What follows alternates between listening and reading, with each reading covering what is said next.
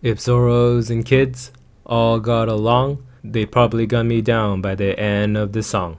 Seem like the whole meta go against me. Every time I'm in the sim, I hear croc, croc, croc, croc. 9 down, bottom deck, Mihawk. Fuck your Marcos, bottom deck with Mihawk. Pardi Kaizoku.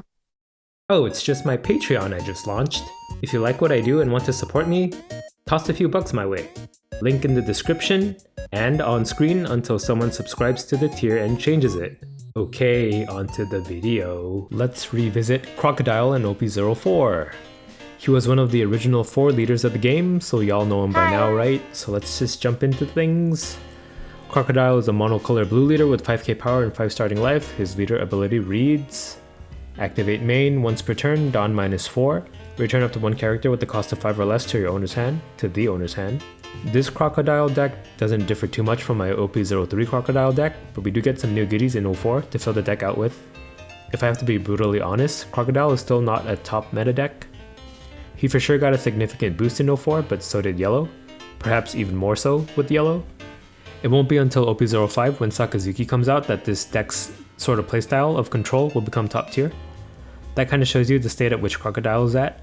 It takes a free -1 cost effect when attacking, a free 1 card cycle each turn, a card that can KO 2 targets, and another character that can bottom deck, and access to black to make this kind of deck a meta contender.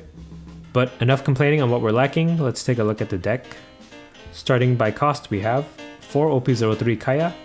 Kaya is an insanely flexible 2k counter. She's already useful as a 2k counter to begin with, but she can also cycle you 2 cards for just 1 Dawn to help you draw your key cards and win conditions.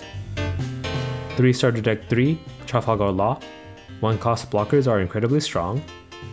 4 OP01 Don Quixote do Flamingo. He's one of the best openers for blue. He lets you control how your next couple of turns will go, and he's a cheap blocker on top of that. He even has 1k counter. You'll notice the theme of this deck having multiple ways to find win conditions. 4 starter deck 3 Sentomaru. I really like the Sentomaru Pacifista engine. Sentomaru costs 3 so he can be played really early. For 3 Dawn he can play a 4 cost from your deck. So you get a 1 down discount and you essentially get to draw a card from your deck. This also thins out your deck, so you're more likely to draw other cards you may need instead. 4 OP04 Sasaki. Sasaki helps us out with some of the troubles we have with Sentomaru. On top of just being a hand fixer, he especially helps us when we draw too many Pacifistas that we would rather want to cheat out with Sentomaru from our deck. You could potentially Sasaki a Sentomaru-less 3 Pacifista hand and put them back into the deck, which is pretty crazy. 4 OP01 Miss All Sunday. With Red Rock being such a valuable card that we'll go over in a second, Miss All Sunday also gets quite the boost in value. She can bring back any event card from your trash on KO, making her almost like an extra copy of Red Rock. And she's still a blocker and has 1k counter for when you don't have or need Red Rock back. 4 starter deck 3 Pacifista. This is the character that Sentomaru can tutor out of the deck. He's just a vanilla 4 cost. 2 OP01 Pacifista. Just a blocker option to cheat out with Sentomaru.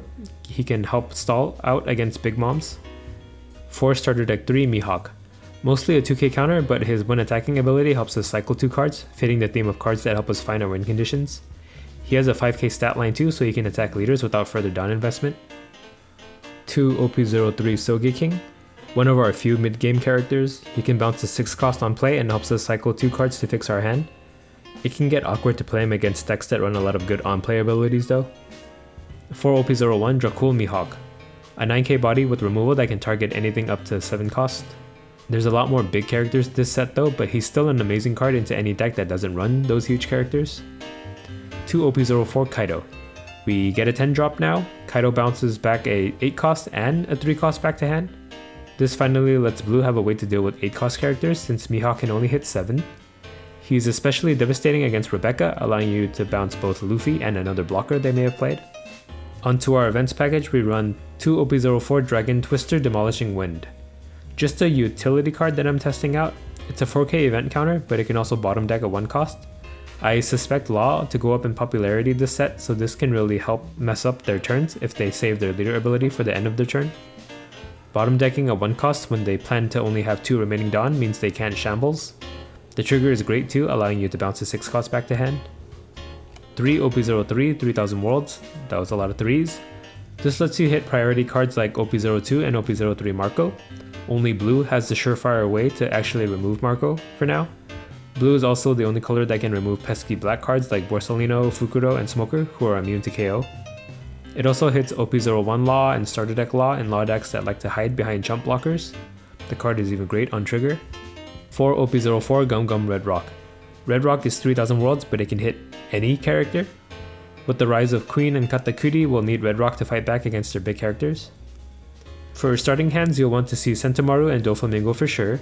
If you happen to draw a Law, that's nice too, but my priority would be Sentomaru and Doflamingo, and then Law. With how Sentomaru works, you also want to not have any Pacifistas already in hand, if you can help it.